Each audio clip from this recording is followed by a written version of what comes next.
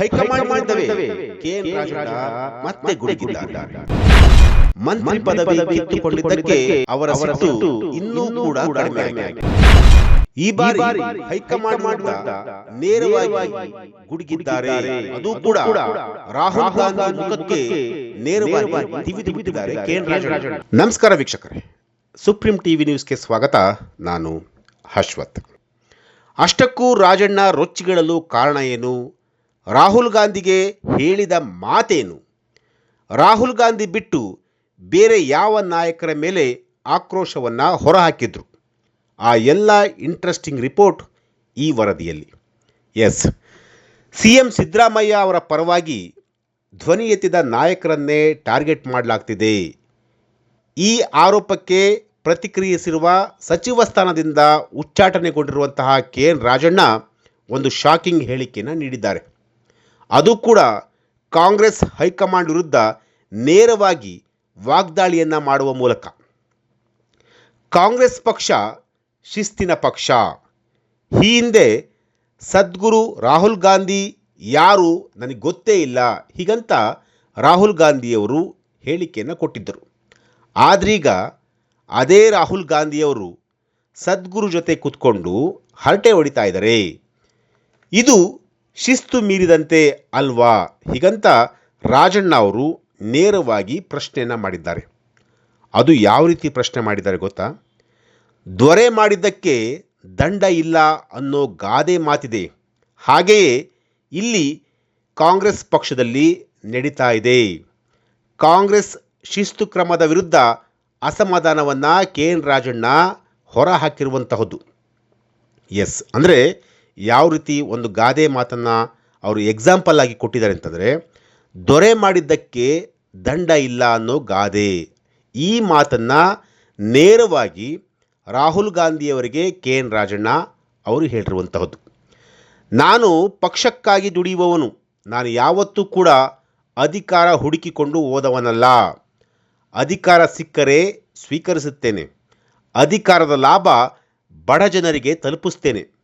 ಅದನ್ನು ಬಿಟ್ಟು ನನ್ನ ಸ್ವಂತಕ್ಕೆ ಅಧಿಕಾರವನ್ನು ಬಳಸಿಕೊಂಡಿಲ್ಲ ಹೀಗಂತ ಕೆಎನ್ ರಾಜಣ್ಣ ಅವರು ಹೇಳಿಕೆಯನ್ನು ಕೊಟ್ಟಿರುವಂತಹದ್ದು. ಕೆಎನ್ ರಾಜಣ್ಣ ಈ ರೀತಿಯಾಗಿ ಹೇಳಿಕೆಯನ್ನು ಕೊಡಲಿಕ್ಕೂ ಕೂಡ ಒಂದು ಕಾರಣ ಕೂಡ ಇತ್ತು. ಕಳೆದ 2-3 ದಿನಗಳಿಂದ ಕಾಂಗ್ರೆಸ್ ಪಕ್ಷದಲ್ಲಿ ಬಹಳ ದೊಡ್ಡ ಮಟ್ಟದಲ್ಲಿ ಬದಲಾವಣೆ ಆಗ್ತಿರುವಂತಹದ್ದು. ಅದು ಕೂಡ ದಾವಣಗೆರೆಯಲ್ಲಿ ನಡೆದಂತಹ ಒಂದು ಬೈ ಎಲೆಕ್ಷನ್ನು. ಆ ಒಂದು ಬೈ ಎಲೆಕ್ಷನ್ ಇದೆಯಲ್ಲ, ಆ ಒಂದು ಬೈ ಎಲೆಕ್ಷನ್ನು ಇಡೀ ಕಾಂಗ್ರೆಸ್ ಪಕ್ಷದಲ್ಲೇ ಒಂದಷ್ಟು ಅಲ್ಲೋಲ ಕಲ್ಲೋಲ ಸೃಷ್ಟಿ ಮಾಡುವಂತಹ ಒಂದು ವಾತಾವರಣವನ್ನು ಆ ಬೈ ಎಲೆಕ್ಷನ್ ತಂದಿರುವಂತಹದ್ದು. ಇದೇ ವಿಚಾರಕ್ಕೆ ಸಂಬಂಧಪಟ್ಟಂತೆ ಕೆಎನ್ ರಾಜಣ್ಣ ಅವರು ಒಂದು ಸ್ಟೇಟ್ಮೆಂಟನ್ನು ಕೊಟ್ಟಿರುವಂತಹದ್ದು. ಆ ಸ್ಟೇಟ್ಮೆಂಟನ್ನು ಕೊಡಬೇಕಾದ್ರೆ ಅವರು ಯಾವ ರೀತಿಯಾಗಿ ಸ್ಟೇಟ್ಮೆಂಟನ್ನು ಕೊಟ್ಟಿದ್ದಾರೆ ಅಂತಂದರೆ, ನೇರವಾಗಿ ರಾಹುಲ್ ಗಾಂಧಿ ಅವರ ಬುಡಕ್ಕೆ ಹೋಗಿರುವಂತಹದ್ದು.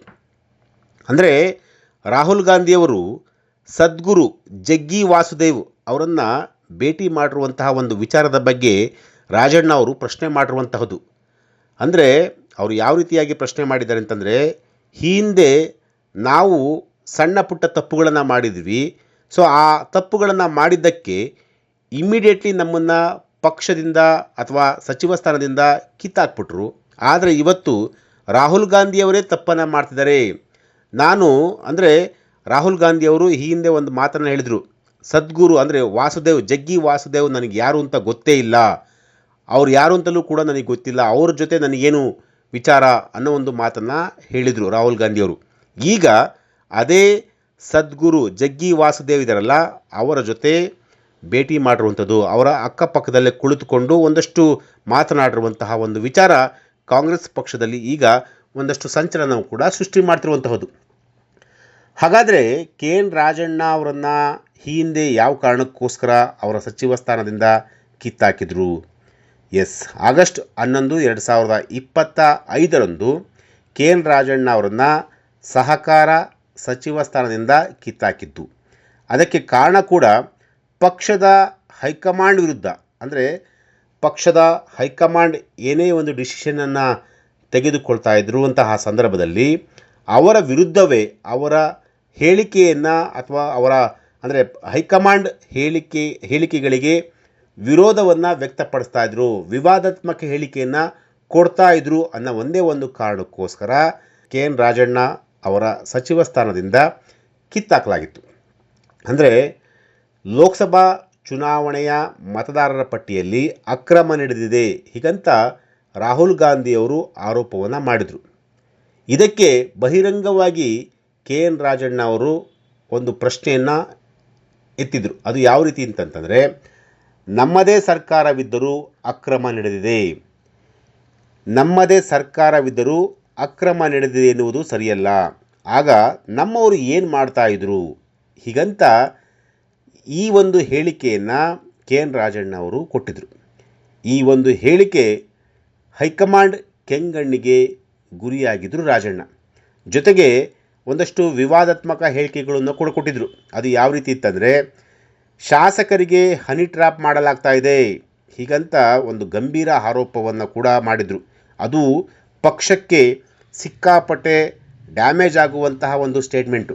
ಸೊ ಇದೆಲ್ಲ ವಿಚಾರಗಳಿಂದ ಹೈಕಮಾಂಡು ನೇರವಾಗಿ ಸಿದ್ದರಾಮಯ್ಯ ಅವರಿಗೆ ಕರೆ ಮಾಡಿ, ನೀವು ಇಮಿಡಿಯೇಟ್ಲಿ ರಾಜಣ್ಣ ಅವರನ್ನು ಸಚಿವ ಸ್ಥಾನದಿಂದ ವಜಾ ಮಾಡಬೇಕು, ಅವರ ರಾಜೀನಾಮೆಯನ್ನು ಪಡೆದುಕೊಳ್ಬೇಕು ಅಂತೇಳಿ ಸಿದ್ದರಾಮಯ್ಯ ಅವರಿಗೆ ರಾಹುಲ್ ಗಾಂಧಿಯವರು ಸೂಚನೆಯನ್ನು ಕೊಟ್ಟಿದ್ದರು.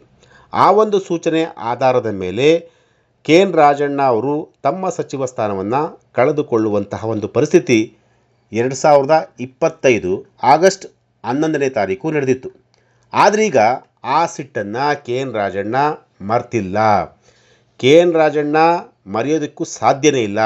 ಯಾಕೆಂತಂದರೆ ಸಿದ್ದರಾಮಯ್ಯ ಅವರ ಆಪ್ತ ಬಳಗದಲ್ಲಿ ಗುರುತಿಸಿಕೊಂಡಂತಹ ಒಬ್ಬ ನಾಯಕ ಕೆ ಎನ್ ರಾಜಣ್ಣ ಅವರು. ಕೆ ಎನ್ ರಾಜಣ್ಣ ಅವರ ಸಚಿವ ಸ್ಥಾನವನ್ನೇ ಹೈಕಮಾಂಡು ಕಿತ್ಕೊಂಡ್ಬಿಟ್ಟಿತ್ತು. ಸೊ ಹಾಗಾಗಿ ಆ ಸಿಟ್ಟು ಪದೇ ಪದೇ ಅವರನ್ನು ಕಾಡ್ತಾ ಇತ್ತು. ಸೊ ಈಗ ಯಾವಾಗ ದಾವಣಗೆರೆ ಒಂದು ಇಶ್ಯೂ ರೈಸ್ ಆಯಿತೋ, ಆ ಒಂದು ಇಶ್ಯೂಗೆ ಸಂಬಂಧಪಟ್ಟಂತೆ ಸಿದ್ದರಾಮಯ್ಯ ಅವರ ಪರವಾಗಿ ಯಾರ್ಯಾರು ಧ್ವನಿ ಎತ್ತುತ್ತಾರಲ್ಲ ಅಂಥವರನ್ನು ಹೈಕಮಾಂಡ್ ಅಥವಾ ಕಾಂಗ್ರೆಸ್ನ ನಾಯಕರು ಟಾರ್ಗೆಟ್ ಮಾಡ್ತಾ ಇದ್ದಾರೆ ಅನ್ನೋ ಒಂದು ಆರೋಪಕ್ಕೆ ಪ್ರತಿಕ್ರಿಯೆಯನ್ನು ಕೊಡುವಂತಹ ಸಂದರ್ಭದಲ್ಲಿ ಕೆ ಎನ್ ರಾಜಣ್ಣ ಅವರು ಮತ್ತೆ ಹೈಕಮಾಂಡ್ಗೆ ನೇರವಾಗಿ ಒಂದು ಶಾಕಿಂಗ್ ಹೇಳಿಕೆಯನ್ನು ಕೊಟ್ಟಿರುವಂಥದ್ದು. ನೇರವಾಗಿ ಅಂದರೆ ಹೈಕಮಾಂಡ್ ವಿರುದ್ಧ ನೇರವಾಗಿ ಗುಡುಗುವಂತಹ ಒಂದು ಕೆಲಸವನ್ನು ಕೆ ಎನ್ ರಾಜಣ್ಣ ಮಾಡಿರುವಂಥದ್ದು. ಅದು ಯಾವ ರೀತಿ ಅಂತಂತಂದರೆ, ದೊರೆ ಮಾಡಿದ್ದಕ್ಕೆ ದಂಡ ಇಲ್ಲ ಅನ್ನೋ ಗಾದೆ ಮಾತಿದೆಯಲ್ಲ, ಆ ಒಂದು ಗಾದೆ ಮಾತನ್ನು ಎಕ್ಸಾಂಪಲ್ ಕೊಟ್ಕೊಂಡು ನೇರವಾಗಿ ರಾಹುಲ್ ಗಾಂಧಿ ಅವರನ್ನು ಟೀಕೆ ಮಾಡುವಂತಹ ಒಂದು ಕೆಲಸವನ್ನು ಕೆ ಎನ್ ರಾಜಣ್ಣ ಮಾಡಿರುವಂಥದ್ದು. ಸೊ ಈ ಒಂದು ಹೇಳಿಕೆ ಅಂದರೆ ದೊರೆ ಮಾಡಿದ್ದಕ್ಕೆ ದಂಡ ಇಲ್ಲ ಅನ್ನೋ ಒಂದು ಗಾದೆ ಮಾತಿದೆಯಲ್ಲ, ಆ ಒಂದು ಎಕ್ಸಾಂಪಲ್, ಆ ಒಂದು ಮಾತನ್ನು ಈಗ ಕೆ ಎನ್ ರಾಜಣ್ಣ ಅವರು ಉಲ್ಲೇಖ ಮಾಡಿರುವಂಥದ್ದು. ಸೊ ಈ ಹೇಳಿಕೆ ಮುಂಬರುವಂತಹ ದಿನಗಳಲ್ಲಿ ಅವರನ್ನು ಪಕ್ಷದಿಂದ ವಜಾಗೊಳಿಸುವಂತಹ ಒಂದು ಕೆಲಸ ಏನಾದರೂ ಆಗುತ್ತಾ ಗೊತ್ತಿಲ್ಲ. ಏನು ಬೇಕಾದರೂ ಆಗ್ಬೋದು. ಯಾಕೆಂತಂದರೆ ಈಗ ಕಾಂಗ್ರೆಸ್ ಪಕ್ಷದಲ್ಲಿ ಯಾವ ಕ್ಷಣದಲ್ಲಿ ಏನು ಬೇಕಾದರೂ ಆಗುತ್ತೆ ಅನ್ನೋ ಒಂದು ಪರಿಸ್ಥಿತಿ ಈಗ ಕಾಂಗ್ರೆಸ್ ಸರ್ಕಾರ ಹಾಗೂ ಕಾಂಗ್ರೆಸ್ ಪಕ್ಷದಲ್ಲಿ ಇರುವಂತಹ ಒಂದು ಪರಿಸ್ಥಿತಿ. ಸೊ ಹಾಗಾಗಿ ಇವರ ಹೇಳಿಕೆಯನ್ನು ಅಂದರೆ ಕೆ ಎನ್ ರಾಜಣ್ಣ ಅವರ ಹೇಳಿಕೆಯನ್ನು ರಾಹುಲ್ ಗಾಂಧಿಯವರು ಯಾವ ರೀತಿಯಾಗಿ ಸ್ವೀಕಾರ ಮಾಡ್ತಾರೆ ಅನ್ನೋದು ಕೂಡ ಮುಂಬರುವಂತಹ ದಿನಗಳಲ್ಲಿ ಗೊತ್ತಾಗುತ್ತೆ. ಆದರೆ ಸದ್ಯಕ್ಕಂತೂ ಕೆ ಎನ್ ರಾಜಣ್ಣ ಅವರು ಹೈಕಮಾಂಡ್ ವಿರುದ್ಧ ಗುಡುಗಿರೋದಂತೂ ಸತ್ಯ. ಎಸ್, ಇದು ಇವತ್ತಿನ ಒಂದು ವಿಚಾರ. ನಾಳೆ ಮತ್ತೊಂದು ವಿಚಾರದೊಂದಿಗೆ ನಾನು ನಿಮ್ಮನ್ನು ಭೇಟಿಯಾಗ್ತೀನಿ. ನಿರಂತರ ಸುದ್ದಿಗಾಗಿ ನೋಡ್ತಾ ಇರಿ Supreme TV news. Thank you.